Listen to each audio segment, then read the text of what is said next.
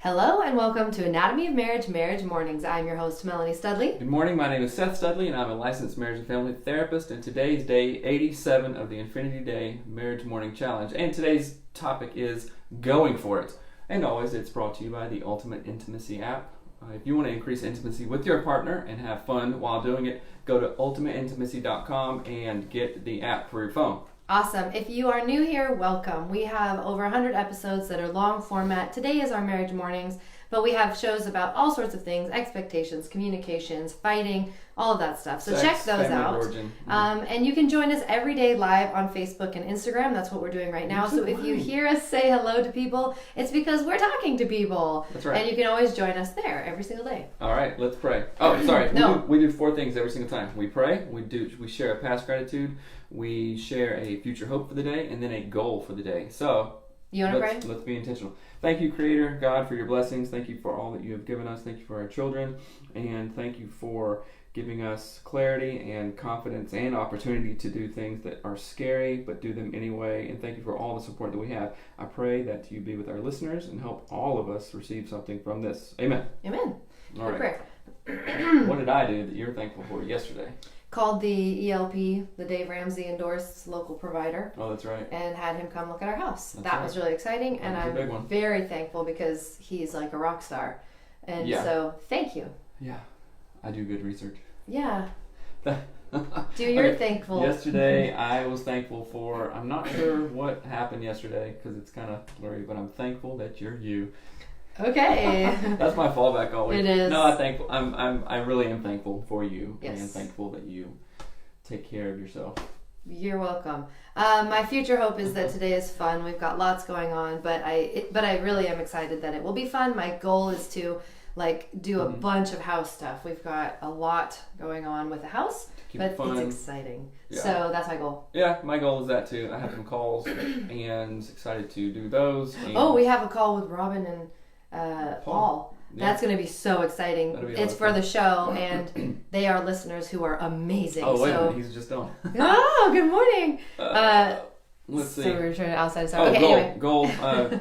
Get stuff done, plan for the week, and be Slay all day. Slay all day, yes. So, Okay. tell us why you wanted to talk about going for it. Okay, because, well, for a bunch of different reasons, but going for it.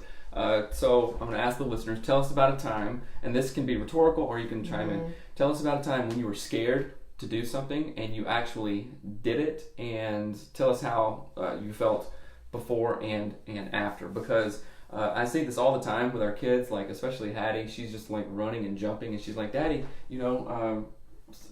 standing on the counter or whatever, catch me, and she kind of goes up to the edge and jumps, and I see it in her eyes. She wants to do it so bad, and it's so cute, but she has like that Afraid. that good afraidness, that good fear, but then she overcomes that and steps out and just jumps. And it's the same thing with like kids riding a bike. I know personally when I've been scared to do something, but I've actually done it. Like last year I did a ton of public speaking stuff, and that was like absolutely some of the scariest things. I did a bunch of stand-up comedy things, which are super scary, but I was like, forget it, do it anyway. And I can't tell you how glad I was to do those things. So I want to ask you in real time, tell me about a time when you were like super scared to do something, but you did it. Oh, there's a million examples I can think of, especially like leading music at church, because I've always I used to do that forever at Mars Hill, and we had 1,000 people in a service, and we had 4 services a day. Yeah. And it was like I knew that I wanted to do that. I knew that I had that inside of me to do it, and it was like a desire and a passion. But then the actual act of song choice, rehearsal, band members. Like, you have to do all this Standing stuff on to make stage that alone, happen. singing, like every single person is looking at you. And following me and making sure I say the right words and all that stuff. That's a thing that I can think of, and really just like leaning into, I feel the desire to do this more than the fear is allowing me to stop doing it, if that makes sense. Or the fear makes me want to not do it, but my desire to do it overrides that fear. But I have to like let it override that fear. Yeah. Or else I'll just do nothing. But I mean, even like my life is that. Your life? You're scared of your life? No, like going for it. My whole I don't know, we've talked about this forever, because after my car accident when I was 10 and like losing my spleen when I was 9, I think that changed how I saw everything, and then everything became a, like, how can I not live afraid? Because I'm afraid of everything. How can I not live afraid? How can I not? Afraid of flying for a long time. I'm afraid of everything. I'm afraid of people dying. I'm afraid of everything. But I don't want to live that way. And so I have to go for it, you know? Yeah. And so a lot of things that I do, it doesn't seem like it because I think people think I'm pretty bold or whatever. Mm-hmm. People think I'm just like naturally like, oh, you just do whatever you want. It's like, no, I do it afraid. And I work hard to make it happen because it matters to me. Lots of people have responded to, let's read their responses. Yeah, going from outside. No, that's not Paul's. Go up. Oh, no. Seth. You I didn't touch my anything. Finger. There. Okay, married over 24 years. You're not reading anything. So you asked the question. Right. What is something that you've done afraid? Okay. We have leaving my abusive husband. That is huge. We had someone talked about. Hey Devin, what's up, buddy? Hello. Elizabeth Ham. Writing about my marriage. Mm-hmm. Or anytime I have ever written a blog post. That's a big one because when we started the podcast, it was like you're just putting your entire. You're putting everything out there and people can be really mean about it and judgy. Yeah, but I think that we're continuing. Hey, Devin, I want Devin. Devin's one of my best friends from a super long time ago. We're asking tell me about a time you did something scary, but you did it anyway. You went for it, and I want to know your perspective because we got. Devin sang at our Chicago event. Yeah, and so I think what a lot of people are typing in from Instagram Live is doing something, wanting to do something, having the desire, then having the doubt, and then stepping into it, stepping into the unknown, kind of being, scared as heck about it. But it sounds like, and people haven't given responses yet, was it worth it? Mm-hmm. Was it worth it? Here, read that one. Okay, taking on the role of being the spiritual leader in our home was very intimidating, but I just asked my wife if she would start praying with me. She loved the idea, and we started to lose connection and the thing. Okay. Yeah, so that's really scary, like taking on a leadership role of any kind in the home, at work, for yourself. I think that when the times that I've tried to take on a leadership role at work or anywhere else, I had to believe it in my own self before. It's like I always say, like, if I don't have something, I can't give it. So we have to believe and see that in our own selves before we can step out. Like Devin, if you thought you weren't a good singer, you'd have a really hard time. Devin isn't a good singer. Just kidding. You'd have a really hard time stepping on stage and singing. But because you've done it so much now, it's just easy for you. Like this podcast, like we're on day 87. I think we've gotten the hang of it, kind of. Mm-hmm. It's kind of goofy, but it's much more flowy and just awesome now than it was 200 episodes ago. You know what I'm saying? I didn't think that's what you were going to say, but sure. Okay. Talk while I read here. I can't. Mm-hmm. Always had a what-if mentality, so I wouldn't take chances. It was so bad. I was instilling that mentality in my children and had to change that for them. That's huge. 100% right, because our kids are going to... what there's more call than talk. Our kids are going to catch our insecurities. Mm-hmm. Oh, why does mom do that? Why is she scared of flying? Well, and why does dad do that? Yeah, that's like a huge part of why I'm saying so much of my life is like doing everything afraid and going for what I know is the right thing to do, because I did see that I was instilling that in our kids. I was definitely instilling the like, everything will go bad, what's dumb about this situation, blah blah blah blah blah. Mm-hmm. Like if I didn't choose to live a different way, I was literally like implanting that into our children, and I could see the fruit that I did not want in them. It was already beginning to sort of sprout, which was terrible. Yeah. And so that is a huge, especially how to impact your kids is huge. No, this is awesome. So you guys are talking about when I left a small group before and I struggled if it was the right decision. Once I do it and how I see it's better. Elizabeth's saying pushing through the fear has been really rewarding. Homeschooling, missionary teaching. Paul said going down to one income to foster, to adopt, that was crazy scary. Yeah. I can't. And even Elizabeth says starting my own business, that's a huge one. Yeah, so I think the overall thing of what we're all saying, even us, Melanie, is we had a desire, we had like a vision, like this can be bigger than what it is right now. Mm-hmm. And it's abnormal, compared to like our culture. We're just like play it safe, do all this stuff. It's abnormal. It's scary. Other people don't do that. And it sounds like it's been worth it. Going back to work after staying home for 3 years, but my family is better since I work part-time. Yeah, all this stuff. Like major things like us getting married. Tons of people telling us not to get married. Yeah. Right? me going to grad school. Starting the podcast. I mean, that was huge. Yeah. I had to learn audio engineering. I didn't know what I was doing. Starting the show, flying to the Dubai. Middle East alone to speak in a room full of PhDs and medical doctors, and I felt so like, what am I doing here? But I did it and got invited back. Like things that you've done, started this podcast, started a women's thing before this, played in multiple bands, put out records, all kinds of stuff, and I think it's always worth it. And guess what? The pain of knowing that I didn't try is worse than the pain of trying and it not working out. Does that well, make and sense? I think that, like, even with the last band that I did, I loved my last band, but remember I talked about when it fell apart, it was like this moment of, I realized I needed to go with it instead of fight it. Like, I needed to not be like, oh, I don't want this band to fall apart, and try to keep it together, because it was like I knew that there was something bigger beyond that, and I knew that the band was a thing that I would just learn from. Right. I knew that that's what it was, Right. and which is really weird, because that's not like something I would have normally thought, but it was just like, oh, this is a moment, like the whole thing that's happened with the band for a year, I absolutely loved it, and I learned, and that's all it was for. Right. It was never meant to be forever, and that's totally fine. In fact, it's exciting, because then when the door shut on the band, I knew something else was beyond it that was going to be even better, and that was this podcast. Literally, if I hadn't quit the band, I would not be making this podcast. Right. It wouldn't exist. And we had no idea that when we did start the podcast that we would, hit 1 million downloads as quickly as we could or did. We didn't know that we would start an Infinity Day marriage challenge. We just thought, okay, do season 1, make it sound like Serial, it'll be cool, this and this, and we don't know what's going to be after that. We didn't know the Facebook groups would happen or Instagram Live things would happen. Yeah. Or are you kidding? The event in Chicago would happen. Like Or Keller. all this, or Keller, or stuff in Dallas, or anything else that we're going to do. Hold on, I gotta read this one. So it says, counseling with my husband, scared and arrogant, honestly, because I thought it was all him, but felt like it helped both of us. For sure, That going to is counseling huge. is a really, because that's how I was. I was like, everything is Seth's fault. He's the one who he messed up. I didn't do anything wrong. Right. I'm not mean. Well, I'll tell you the truth. I have a lot of clients who Think that way. Like, my husband's the problem, my wife's the problem. Fix them. Tell her.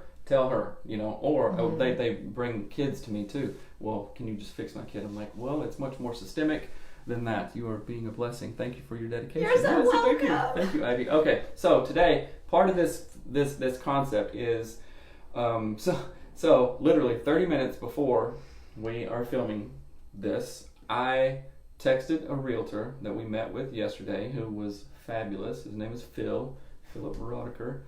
And I said, okay, Phil, let's go for it. Let's put our house on the market. Yikes, that's We've scary. lived here for 10 years. We've lived here All of for our 10 kids years. have grown up in this home. Yeah, owned it. We're still staying in Maple Valley, so we're Yeah. not like crazy moving around. Melanie is all of our spirit animals. That is so funny. That's funny. I can dig it. Right? Yeah, I don't know what. I was just like, did you say a donkey? Get out of here. I was going to say like a phoenix. Fire. Oh, yeah. A donkey? But What? anyway, 10 minutes before the show, I texted Phil and said, we want to put our house on the market ASAP. And by doing that, scary as all get out, because we've raised our kids here for 10 years, literally, and had 2 of them here. Home births, no, I'm just kidding. No, not home birth. And but selling the house will get us completely out of debt. It will fund a massive emergency fund and a massive down payment on a next house that we may or may not If we want want to. one. And it'll allow us to travel. It'll allow us to focus on the podcast, to create more events, to have more brain space, to be with our children, to be more present. And it's scary, but also really exciting. It's also really like, if we lean into this with the right attitude and the right mindset, we can do so much more than we've been able to do, in the past. Yeah, and so who the heck knows? I don't even know. But what did I tell you yesterday? I said, oh yeah, we were having a glass of wine and I cheers, and my toast was, I don't know what's going to happen, but I'm Here's to not knowing. No, I said I don't know what's going to happen, but here's to going for it with you together, and we clinked, and it was cool. Our jelly jars. Yeah, with we're wine in drinking them. wine out of a jelly jar. And there's this. So Melanie listened to this great book by Kyle Cease. I hope I screw this up. And now I'm listening to it, and there was a quote in there yesterday, and he said, "We are limitless, but we are all addicted to fear." And the fear of what other people will think. When I heard that, I was like, we are literally limitless. We can do anything, but we're addicted to the not knowing. We're addicted to the fear. We're addicted to the what people will say or think or whatever. And like the times that I've actually let go and done stuff like doing stand up or like flying to Abu Dhabi, everybody thought that was a crazy idea because it was fun, but nobody said, "Oh, don't." Well, my mom said, "Be careful. What are you gonna do?" And I was like, it's fine, I'm going for it. And it was like the most awesome time, like times that we've like really laid down all our stuff and been like emotionally together have been some of the most connecting times, and the most fun times, traveling and being free and like doing what we want. And I think that like God, Creator, has put all that stuff in us. And it's our job to just let go just to let go of it. Yeah. And it's really hard. Like you said, we are limitless, but we are addicted to fear. You can't read the comments while I'm speaking. Well, we are limitless, but we're addicted to fear. And I think that really applies to our relationships too. The times that I've felt this like really strong desire to not behave in a way that was bad. So I want to be bad to Seth, like I want to be mean to him or be ugly to him or whatever. But then I feel this like internal thing say, don't do that. It's not healthy for your marriage. But then I have to go against the own like fear of doing something different and what that might change. I actually have to go against my own internal thing that says, but if you're nice to him, he might think you're weak or some weird thing that is like literally what my brain is like yelling at me not to do because it's addicted to what it knows. It's addicted to the safety of fear, the safety of not traveling because then you won't die in a fiery, flaming plane crash. It's comfortable, It's addicted to, but I don't want my mom to think I'm weird. I don't want my dad to think I'm making a bad choice or my sister to say I'm weird and flighty or whatever. And so I think it relates to doing things that are bold, but also behaving in a way that is bold in your relationships. It's really hard to do. But on the other side of stepping beyond that fear is something so unimaginably like amazing. Right. But if you never do it, you never know. And that's the thing. I don't know. I just think of times where I've done something like sing on a stage for thousands of people or say I'm sorry. Oh. It's the same thing. Wow. It's the same thing. Yeah. Right? Because it's just the fear of like, I don't want to do it. I'm folding my arms down. I don't want to do it. And it literally is, all I got to do is do it. Oh, and then it changes everything. That's a good point. Yeah. Right? And I think that's like our move to, selling the home. We could drag our feet for another 10 years. A lot of people do. Or we can say, I'm going to go ahead and do this. And if I do this, it will change a lot of things. Right. Some might be scary or weird or different. But a lot might be scary, a lot better. It's going to be weird. And it's going to be a lot of hard work. And I'm just thinking like all the crap that we have to sell and go through excited. And like I'm really excited about it too, and I know that I'm gonna get pissed here and like annoyed and irritated at this stuff and be like, I'll just give you a hug when you get angry. Hey, that's a good idea. That's what I've been doing. I know. Lately. Thank you. Which is new for me and scary. That's my thankfulness. Your gratitude. My gratitude, yeah. But anyway, we just wanted to talk about this idea and how it looks in your own lives and what it means for your relationships, how it applies to big choices, but then also just little interactions with your partner and even with yourself, like how you think about your own behaviors and choices you make for yourself, like dieting or working out or drinking smoothies and that kind of thing. Yeah. But tough, don't get in our shot. And I will say again, Paul and Robin, they're not to call you out, but you guys are doing the 75 thing, and I for real am inspired by like the progress and you sticking to it. I've thought about it. I've listened to those podcasts. I'm like, oh man, I don't know if I can do that. So I'm living vicariously through you. So keep up the good work. Yeah, it's awesome. They're inspiring. Yeah. We'll be talking to them today. That's right. So thank you so much for spending this time with us. If you haven't gotten the Ultimate Intimacy app yet, go get it. Go to ultimateintimacy.com where they're amazing. It's amazing. Just the question section alone, conversation starters, is worth it. That's right. And if you like what we're doing, please share the podcast, rate and review it. Share it with your friends, all the things. It would be super helpful to us. Yeah, and let's talk about this. I think this is one of the topics that we've had the most interaction on so far because it it applies to all of us, Mhm. right? Daniel, thank you. That's Yes. awesome. And also, lastly, please send your ideas to us for marriage morning things to talk about. We can come up with ideas, but we love to have input from everybody. And I've got tons. I did some in the women's group, and they came up with awesome ideas. We should do one of the things we should do Sexy Saturday, where we're having Q&A, like back and forth between men and women, like right. the myths that men believe about sex and women believe about sex. And all of those kinds of things, so we can do interactive stuff like that for That's a good Sexy idea. Saturday. But just share your ideas with us. It helps us know. It actually really encourages us. This is hard to just do by ourselves, and sometimes we need someone to root on for us and cheer us on. That's right. So We're all in it together. So, all right, guys, have an awesome Sunday. I pray that you have a good week and stay red. Okay. stay Bye. rad. All right, bye. Well, I gotta end that.